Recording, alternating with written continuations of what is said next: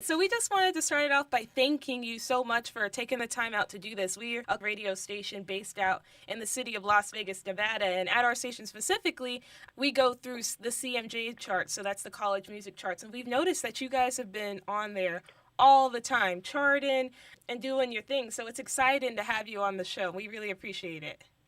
Cool. All right. And also, we noticed that you take a lot of creative and extremely artsy photos on your Instagram, and you're an artist in many different aspects. So, do you think that you draw strength in your music from being artistic in many ways and not just one? Because you're an artist, and the album is called Directors of Photography, so you have a lot of different artistic abilities.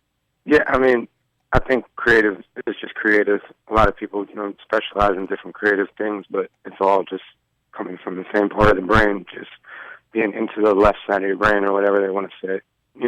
Whether you film or you make music or draw or whatever you do, to me it's all the same kind of thing. So they go hand in hand, which is usually why you see people who do music end up taking pictures or doing stuff like that, Mm-hmm. And also, you got to pardon my voice. We just came off like 27 shows, so I'm like crazy. Yeah, I can barely talk, but I'm just trying to just do creative things, whether it's music or anything else, to show that, I guess that a musician is not just limited to music. Definitely. I like that. And no, we do understand that you guys just got off your tour just, in fact, a few days ago. So thank you so much. No, it's all good.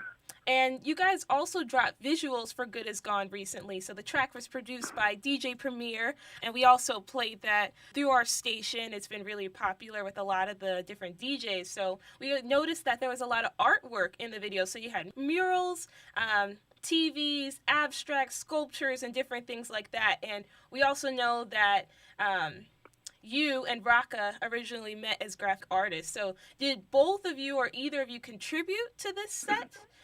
Were any of the pieces yours?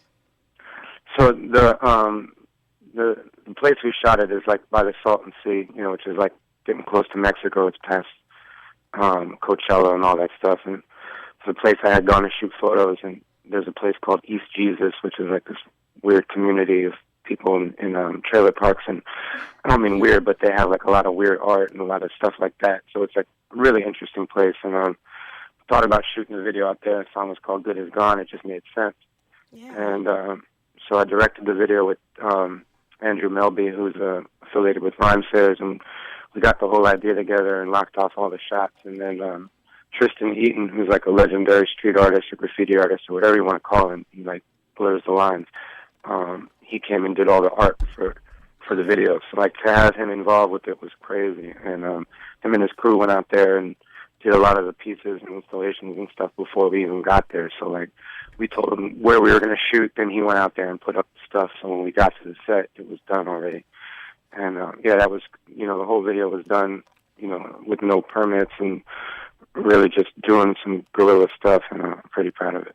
That's awesome. Would you have liked to contribute to it, as in your artwork yourself or Raka? No, he had a good grasp on what we were trying to do. I mean, we've never really incorporated graffiti into our campaign ever because it just feels like graffiti is like you could look at a piece and be like, oh, that was the 80s or that was the 90s, or I could tell what part of 2000 that was or whatever. So we kind of wanted our artwork to be timeless, so we always use fonts and just in photos instead of using graffiti letters. Awesome, I like that. So do you still dabble with it on your free time aside from your campaign in Dilated? Do you dabble with it on your own free time? Legally. Legally? That's good. That's cool. Aside from that, I remember reading not too long ago in an interview with Hip Hop DX, and Babu was basically, long story short, saying that with your album, you were striving for a particular cohesive sound, and you were trying to stick with your original sound, but as at the same time push forward and be more, present 2014. And you guys are veterans. You have 20 plus years on your belt, and trying to keep it original and your dilated sound, as well as trying to push forward. What do you think was the biggest struggle? Yeah, it was like a really big problem that needed to be solved. I couldn't quite figure it out because it was just taking a step outside of ourselves and looking at it outside in, and it's just like, we haven't put out an album since 2006, and at the time when we did put out that last album, we had a strong fan base who was really tuned into everything we were doing. We put out 4 albums in 6 years on Capitol, and they all had a good push and video campaign and radio and stuff. And we never really pop artists. We never really quite fit into what was going on with like radio and TV, but we did manage to get in somehow. And I just thought about it. I was like, we've been really prolific in these 8 years. Like, I've put out almost 6 albums. I mean, I've put out 3 albums and almost 6 releases with the mixtapes and the I Don't Need Love and Step Brothers and other things I've done. And Rockin' put out Crown of Thorns, which was really amazing. And he's been featured on all my projects. And Babu's had Duck Seasons and stuff like that. But is it a fan's job to follow you through all this? You know what I mean? Like, because some people like the name Dilated Peoples, or if I liked a group, I don't necessarily know if I'd buy the guitar solo album by the guitar player. You know what I mean? Like, I just want to hear the whole group. So, like, thought about that, and I was just like, all right, so maybe there are people, a lot of people who really just thought we just been gone, even though I've been on Rhymesayers and really grinding it out and building a really good thing. Maybe there are people who don't know about that. And the same for Rockin', the same for Babu. So it was like, maybe there are people who are not evolving with us, who haven't evolved with us over these last 8 years. And so what do we do for them? Do we just make a record that sounds like 2014 or 15 when the last time they heard us was 2006, and then they didn't walk with us through those years, and it might be awkward, you know? So it was like, or do we have to consciously go back and make a record that sounds like 2007, which would be the year after we came out with the last one? And I didn't want to do that either. So it was like, where is the balance in this? What are we going to do as far as trying to either land in the middle somewhere or just, I didn't know. And the answer never really came, but throughout making the record, I figured that we did kind of land in the middle somewhere, and that we made a conscious decision to keep it stripped down and a little more dilated sounding than we might be capable of. We know how to do hi-hats and we know how to, layer kicks and snares, but we decided to keep it more raw and just in the fashion of what we left off as. But, the great part is you can't help but implement things you've learned in that time. New rhyme patterns, new ways of thinking, being more open with your lyrics, all kind of things just happen naturally. So I feel like the beats and the production is really like, if you want to call it a throwback, I really wouldn't be upset. But not in the sense that it's not tight. I don't want it to be that, because that means that you got to be better than Alchemist, or you got to be better than Ninth Wonder, you got to be better than Jake One, and you can't say that off top. That's not easy. You know what I mean? So throwback in the sense that we went back to our roots, but not in the lack of skill.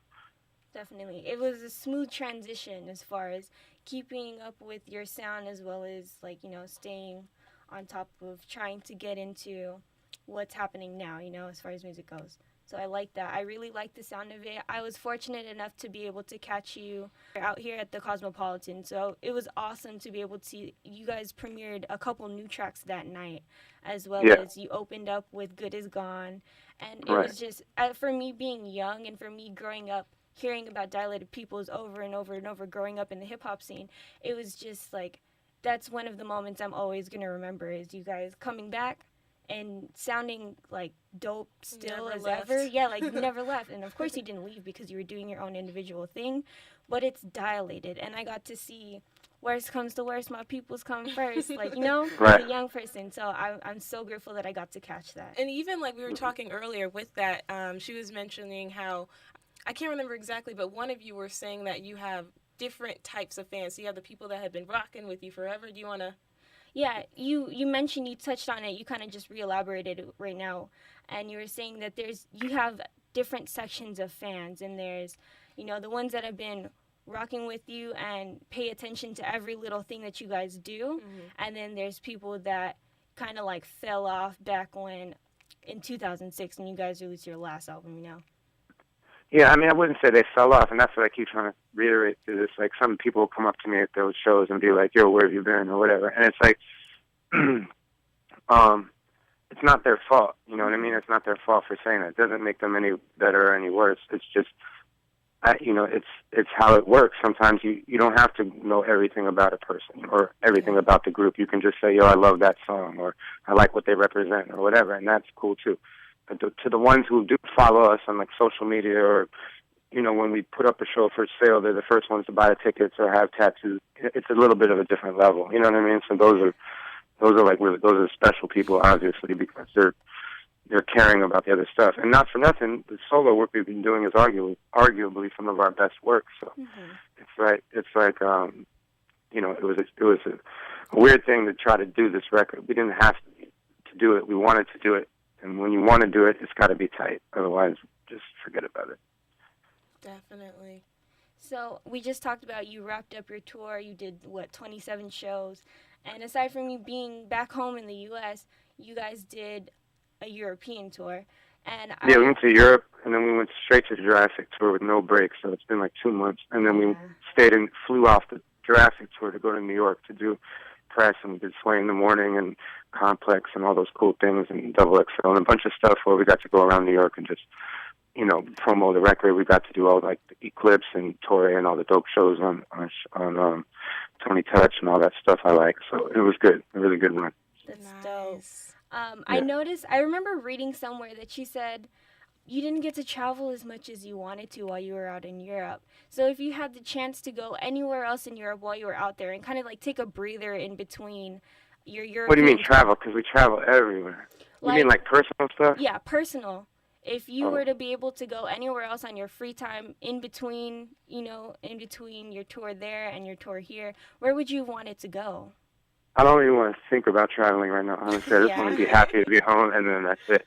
I've been so I love Europe, but right now we're going back in 2 weeks again. So I'm just like, dang, you guys have been nonstop. We're going to Russia and Czech Republic and Poland and stuff like that. Eastern Europe, I like that. It's exciting.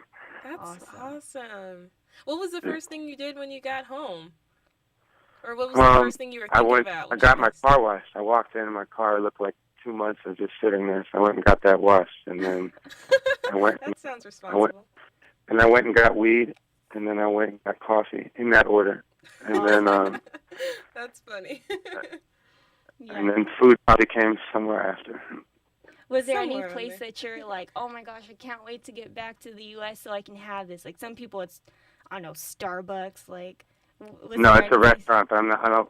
It's like a quiet little corner place, and nobody goes. And I would like to promote it to help them with their business, but I also like it that nobody goes there, and I just get to be there all the time. So it's like a little sanctuary, little getaway. That's awesome. Yeah. That's cool. And I also remember as I was doing research, and I was cracking up. I thought it was the most hilarious thing ever.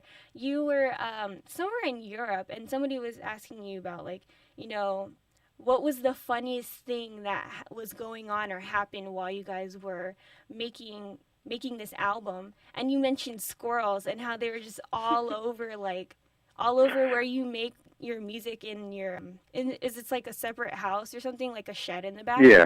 Yeah, pretty much something like that, yeah. And I was cracking up because it was just so funny. And I remember you said that you were working on this project, and it was like a secret project about squirrels. So is that underway? Can we expect something like that to come out, or was it just a joke? Oh, man. Yeah, I mean, I don't want to say it. I want to... Look, there's somebody who I've rapped with a few times who I really look up to. He's dope, and he lives in a different part of the country, and squirrels in his part of the country are a different color. So he was like, let's just do a squirrel record, and I'll have the dark squirrels, and you're the light ones, and we'll make an EP. We won't talk about squirrels one time, but it'll just be artwork, and it'll be like the logo and the mascot, and everything will just be squirrels, even though the music will just be the same. It won't be about squirrels. But so he's taller than me and he lives closer to the East Coast than I do. So those are clues. Okay, so it is a secret, but I'm definitely excited to see where this is going to go. I'm really glad that I asked that because I thought it was so funny. I was sitting there cracking up, like, I love your sense of humor. No, I have six squirrels. You can go to my Vine and watch them if you want. I think my Vine is just evidence. Yeah, I think it's evidence. I'm definitely. If it's not, it's Mr. Evidence, MR Evidence. Either way. That's squirrels are good human. They're good people. That's good. I'm glad to hear it. Definitely. So that wraps up the questions that we had for you. Was there anything else that you wanted to add? I know that the album just started streaming on Pandora and it will be officially out on The August 12th. Yes. So that's Yeah, coming up soon. Yeah, it's crazy. Yeah, just shout out to everybody who's supporting it, talking about it, help bringing it back. We're not on a major label. We're on independent, so word of mouth is really important with this one. It's not going to be, we're getting on radio and things. You never know what doors can get broken down, but, as far as, like, just everyone knowing about it on a release day, like the way it used to be with Capitol, it's not going to be like that. So it's got to be, people supporting, talking about it, and then hopefully they feel the record. That's what it's going to be.